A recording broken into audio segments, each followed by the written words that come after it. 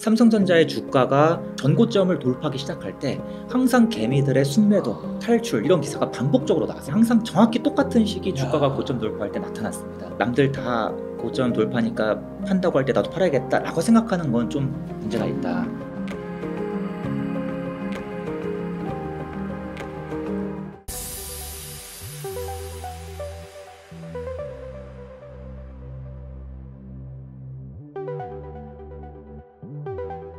안녕하세요. 반갑습니다. 시청자 여러분, 오랜만에 인사드립니다. 저는 오랜 투자 블로거이자 이따금 호돌이 투자연구소에 영상도 올리고 있는 우황재 대표입니다.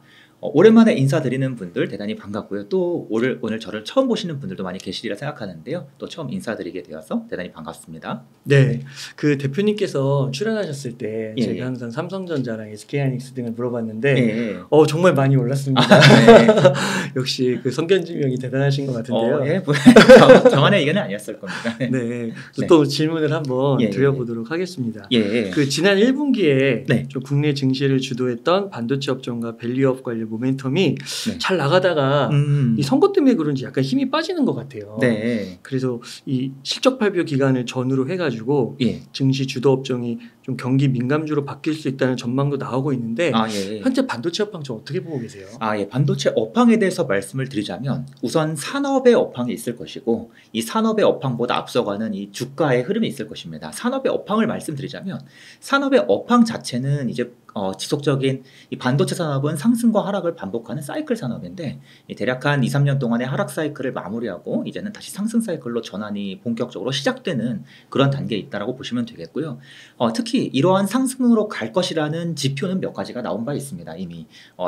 이미 제가 예전 출연부터 계속해서 말씀드렸던 공급 축소, 요게 이제 본격적인 턴의 시그널이 될 가능성이 높다라고 말씀을 드렸고, 또 한 가지는 이 D램을 비롯한 주요한 반도체 가격이 계속해서 고점 대비 한 60%가량 빠지면서 네. 이 하락의 속도가 굉장히 느려지다가 거의 바닥을 기는 모습이 나왔었다라고 지난 시간에 말씀을 드렸던 것 같습니다. 그런데 이들 반도체가 최근 기준으로는 이제 본격적으로 다시 상승 방향으로 방향을 틀면서 저점 대비 한 20% 이상 벌써 상승이 감지되고 있는 그런 구간이 되겠고요. 그리고 이제 이러한 변화들이 본격적으로 기업들의 실적에도 나타나기 시작하면서 지난 분기에 SK하이닉스가 처음으로 실적에 턴이 발생했고 이번 분기에는 삼성전자가 처음으로 실적에 턴이 발생하면서 크게 이제 어닝 서프라이즈를 기록했고 이러한 부분들이 전형적으로 메모리 상승 사이클의 초입에 나타나는 현상이다라고 좀 업황 자체에 대해서 말씀을 드릴 수 있겠습니다. 예. 그런데 이제 문제가 무엇인가 하면 주가는 업황을 따라가는 것이 아니라 업황을 선반영해 움직이지 않습니까? 그래서 주가의 이 흐름 관점에서 보면 현재 산업 자체 업황은 초입이지만 주가의 어떠한 이러한 이 상승 사이클의 위치를 보자면 개인적으로는 이제 중반쯤 지나간다고 보고 있다. 이렇게 좀 말씀을 드릴 수 있겠습니다. 그래요. 예. 물론 반도체 기업 중에 주가가 앞서가는 항상 모든 이 반도체 기업들이요. 하락 사이클 이후에 상승 사이클이 오게 되면 절대로 모든 기업들의 주가가 다 똑같이 상승을 나타내지 않습니다. 반드시 어떤 기업들이 먼저 상승을 나타내고 누구는 나중에 나타나게 되는데 이미 상승이 먼저 나타났던 기업들은 이미 좀 이 업황의 후반부에 들어선 그러한 분위기가 감지되고 있고 아직 반영이 안 된 기업들 중심으로 중반 구간에 머물러 있다라고 좀 개인적으로 보고 있습니다. 예. 그러면 삼성전자도 예. 지금 8만 원 초반이잖아요. 예. 그 많은 분들이 기대하는 게 막 96,000원, 10만 원 예. 이렇게 기대하는데 삼성전자도 그러면 주가가 중반쯤인가 봐야 될까요? 삼성전자도 개인적으로는 현재 이제 중반 구간으로 들어서고 있다라고 보고 있는데요. 한 가지 미리 말씀드리자면 어떠한 경우에도 여러분 삼성전자, SK하이닉스의 주가가 어디까지 오를지 얼마나 오래 오를지 예측하는 것은 아예 불가능합니다. 제가 과거부터 계속해서 말씀드리길 블로그 글 유튜브 영상 가리지 않고 항상 말씀드리길 3년 우리가 삼성전자와 SK하이닉스 주가를 예측하는 것보다 3년 뒤에 날씨를 예측하셔라. 그게 훨씬 더 가능성이 높다. 그래요? 말씀을 드립니다. 그러면 우리가 예측을 못하면 어떻게 투자해요? 라고 물어보실 수 있겠는데요. 제가 항상 이제 말씀드리길 이 반도체 산업은 상승과 하락이 반복되는 사이클 산업인데 이 사이클이 반복되는 과정에서 분명히 규칙이 반복되는 부분도 있을 것이고 또 예외적으로 계속해서 무언가 달라지는 부분도 있을 것입니다. 그런데 규칙적인 부분에 한해서 좀 우리가 살펴보자면 과거의 규칙에 비추어 봤을 때 현재 삼성전자의 주가가 어느 정도인가를 생각해 보자면요. 보통 삼성전자가 이제 하락 사이클에서 상승 사이클로 가면서 주가가 저점 대비 고점으로 쭉쭉 올라가는 과정에서 보통 밸류에이션 지표를 많이 사용하죠. 물론 실적도 이용할 수 있겠지만 밸류에이션만 말씀드려보자면 밸류에이션 지표 중에 PBR이라는 지표가 보통 PBR 기준으로 삼성전자의 PBR이 1에서 2 정도 사이에서 주가의 상승이 마무리되는, 즉 1에서부터 상승이 시작돼서 이쯤이면 얼추 이제 점점 상승이 마무리되는 경향이 나타나왔습니다. 그래서 이 말씀 딱 들으시고 이번에도 무조건 이까지 간다, 이에 팔아야겠다라고 생각하시는 건 굉장히 잘못된 거예요. 왜냐하면 과거에 그러한 움직임을 보여왔다 그래서 이번에도 꼭 그럴 거라는 보장은 절대로 없습니다. 하지만 우리가 어느 정도 과거를 참고해서 보기에 우선 위치상으로는 최근에 삼성전자가 PBR이 얼추 한 1.6 정도까지 도달해서 그러면 이제 중반을 좀 지났겠구나라고 생각을 해볼 수가 있겠는데, 다만 한 가지 함정이 있습니다. 무슨 함정이 있냐면 이 PBR이라는 지표는 시간이 지날수록 낮아질 수가 있습니다. 언제 낮아질 수가 있는가? 삼성전자가 높은 실적을 나타내서 자본이 증가하게 되면 PBR이 낮아지게 되는 그런 효과가 나타나죠. 그런데 과거의 메모리 사이클을 역시나 또 한번 들여다보면 얼추 삼성전자의 이 상승 사이클 기간 동안 자본이 PBR이 대략 한 20%가량 낮아지는 효과가 추가적으로 발생하기 때문에 지금 현재 시점에서의 PBR이 1.6이라고는 하지만 앞으로 상승 사이클 기간 동안 PBR이 20%가량 추가적으로 낮아질 것을 감안하면 실질적인 PBR은 한 1.4 정도로 보는 게 맞고, 아직 한 중간 구간보다, 즉 PBR 1과 1이 저점, 2가 고점이라면 아직 중간보다 살짝 낮은 영역에 있기 때문에 우리가 이게 꼭 이까지 간다라고 확언할 수 있는 것은 아니지만 과거의 사이클과 비교해 봤을 때 아직은 우리가 섣불리 매도할 만한 구간은 아니겠다라고 좀 볼 수 있겠습니다. 그렇군요. 예. 너무 좋은데요. 감사합니다. 근데 아쉽게도 최근에 나온 혹시 기사 보셨나요? 삼성전자 개미들의 이 탈출 러시. 개미분들은 왜 이렇게 파시는 거예요? 엄청 팔죠. 이게 굉장히 재밌는 게요. 사이클 산업은 일부 규칙이 반복된다고 말씀드렸지 않습니까?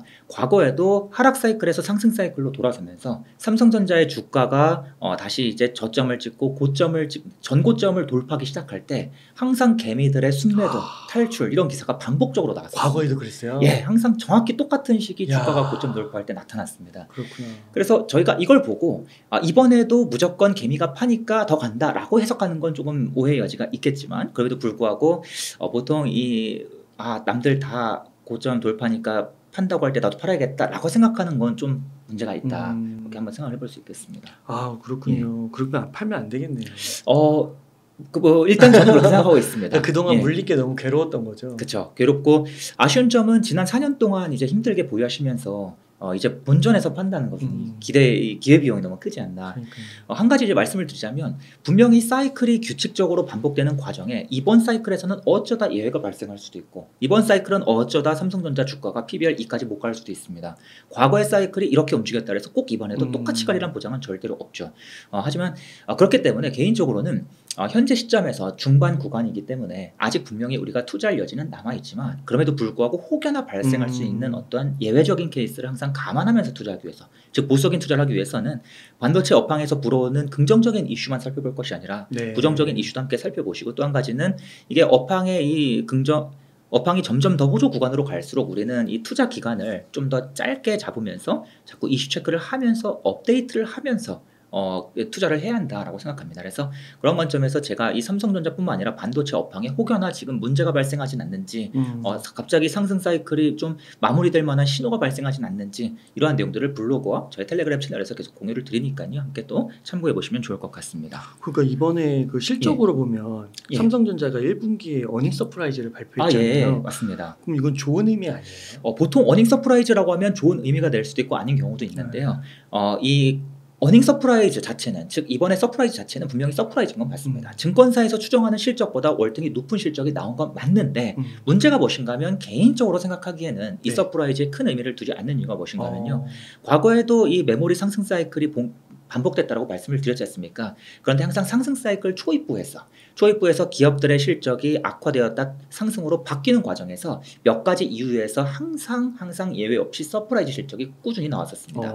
그래서 이 그래프가 무엇인가 하면 삼성전자의 요 실제 실적이 예상치 대비 굉장히 높게 나왔다. 1조 원 이상 높게 나왔다. 요 빨간 그래프가 서프라이즈입니다. 흰색 그래프는 쇼크이고요. 그래서 이번 분기에 서프라이즈가 나왔는데요. 재미있는 사실은 과거의 메모리 사이클 상승 초입부 때도 해가지고 항상 서프라이즈가 나왔었습니다. 서프라이즈가 나오는 이유는 여러 가지가 있습니다. 뭐 증권사의 추정이 어려운 이유도 있고 다들 보수적으로 보기 때문이기도 하고 또 그동안 창고에 쌓아둔 재고 자산들의 가치가 하락했다가 네. 다시금 회복되면서 또 실적에 기여하는 부분도 있고 여러 가지 이유가 있는데 아무튼 이러한 서프라이즈는 항상 메모리 상승 사이클에서 나타나는 메모리 상승 사이클 초입부에서 나타나는 공통된 특징이기 때문에 우리가 대단히 큰 의미를 부여하기보다는 방향이 확고하게 이제 상승 방향으로 전환하는 신호탄이 되겠구나 정도로 해석하는 게 맞다고 보고 있습니다. 야, 또 이렇게 과거를 보여주시니까 예. 그렇군요. 예. 이게 예. 무조건 좋게만 받아들이면 안 되겠는 거군요. 예, 맞습니다. 예. 그러면 또 뉴스 하나 좀 예. 언급해 보면은 네. 얼마 전에 그 대만에서 강진이 있어가지고요. 예. 이게 국내 반도체 업체의 호재라는 전문가들의 분석이 있었는데 네네. 이에 대해서는 어떻게 생각하세요? 솔직히 그 호재라는 말씀을 들으시면 아무래도 좀 유튜브로 주식을 공부한 지 오래지 않은 분들께서는 좀 민감한 단어. 그죠. 가장 민감한 맞아요. 단어가 뭔지 아십니까? 호재, 악재, 수혜. 특히 수혜 호재만 보시면 바로 다음날 이제 풀매수 가자. 이런 분들이 굉장히 많이 보시죠. 좀 안타까운데요. 이 호재라는 것이 긍정적인 뜻을 담고 있긴 하지만 그렇다고 뭐 당장 주가가 튀어 올라야 되고 뭐 두 배씩 가야 되는 그런 이유는 아니라고 보고 있습니다. 이 호재라는 게 장기적인 호재이지 단기적으로 무언가 기업들의 실적에 당장 이바지할 만한 변수는 아니라고 보고 있습니다. 그래서 분명히 이 많은 반도체 그러니까 대만 쪽에 지금까지 우리 반도체 좀 만들어줘라고 계속 오더를 넣었던 기업들 입장에서는 분명히 고민이 있을 수밖에 없습니다. 지정학적 리스크가. 그런데 한 가지 좀 말씀을 드리자면 대만의 지정학적 리스크가 지진 말고도 또 있지 않습니까? 중국과의 전쟁 가능성 이러한 이슈들은 지난 몇 년 동안 계속해서 제기되어 왔고 이를 안정화시키고자 미국도 자국 내 공급망을 계속해서 만드는 중이기 때문에 분명히 이러한 부분이 호재라고는 하지만 이게 뭐 실제로 우리가 투자에 도움이 될 만한 내가 삼성전자를 한 20년 장기 투자 무조건 묵혀둘 것이 아니라면 뭐 당장 우리가 좀 관심을 가만한 호재는 좀 아니지 않나 생각을 하고 있습니다. 그렇군요.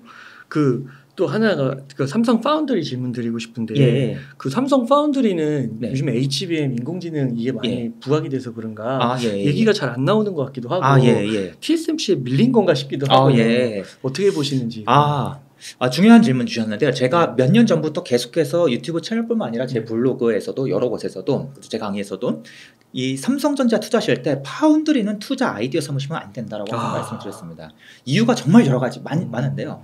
사실 지금까지 말씀드렸던 이유가 무엇인가 하면 파운드리는 삼성전자 실적에서 기여하는 비중이 극도로 미미합니다.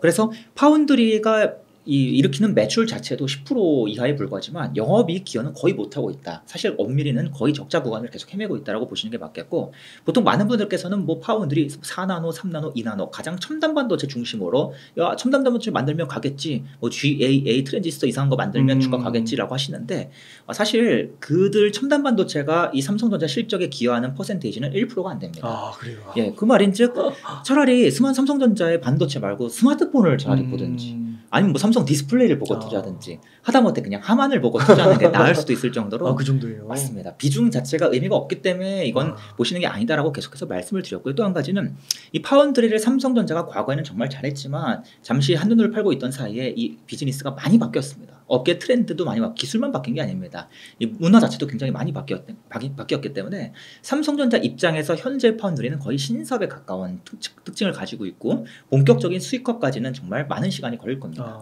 2019년부터 본격적으로 사업을 재편해서 계속해서 무언가 새로운 모습을 만들어 간다고 하는데 얼추 한 10년을 바라보는 사업이기 때문에 현 시점에서는 아직 시간이 남아있고요.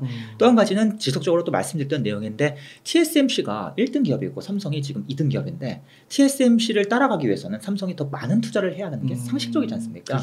그런데 TSMC가 투자하는 금액이 3배 이상 많습니다. 파운드리에 쏟아붓는 금액이 TSMC가 3배 이상 많기 때문에 애초에 점유율 기준으로도 규모 기준으로도 그리고 뭐 인재 영입 기준으로도 게임이 안 되는 그래서 애초에 요걸 투자 아이디어 삼으실 수는 없다. 아무리 삼성의 파운드리가 잘 나가서 뭐 2나노, 1나노 새로운 반도체를 먼저 만든다 하더라도 삼성전자의 실적이 오르락 내리락 하는 이 구조는 거의 90% 이상 메모리 반도체에 의해서 만들어집니다. 그 다음이 삼성전자의 뭐 가전 사업이나 그 이후 이제 스마트폰 사업, 하만 이렇게 가는 거고요. 파운드리는 그 이하입니다. 그래서 우리가 실제로 투자할 때는 이 기업의 주가를 결정짓는 핵심적인 변수를 찾는 게 중요한데 그 변수는 메모리의 사이클이지 절대로 이 파운드리가 될 수 없다라고 다시 한번 좀 강조 드려보겠습니다. 하다못해 지금 이제 3등 기업으로 인텔이 파운드리 사업에 계속 들어오고 있어요. 그런데 인텔만 하더라도 지금 파운드리 사업을 시작하는 초기 구간, 작년 2023년, 4년, 5년, 6년 계속 적자를 예상하고 있고 우리가 흑자로 전환하는 그 시기를 무려 2030년으로 보고 있습니다. 그만큼 실제로 이 신사업에 가깝기 때문에 실제로 성과를 내기에는 오랜 시간이 걸린다라고 보는 게 맞겠다라는 것이죠. 예. 명쾌하십니다. 예. 대단하십니다. 네. 그렇게 매출 기여도를 따져야 되는 거군요. 맞습니다. 따지는 게 맞고요. 엄밀히 말씀드리자면 우리가 삼성 파운드리에 투자할 것이면 삼성 파운드리, 삼성전자 주식이 아니라 그 아래에 있는 밸류체인 기업들에 투자하는 것이 맞다라고 계속해서 말씀을 드렸습니다. 네. 그러면 이 삼성 파운드리가 밀리고 있는 듯한데 돌파구가 있을까요?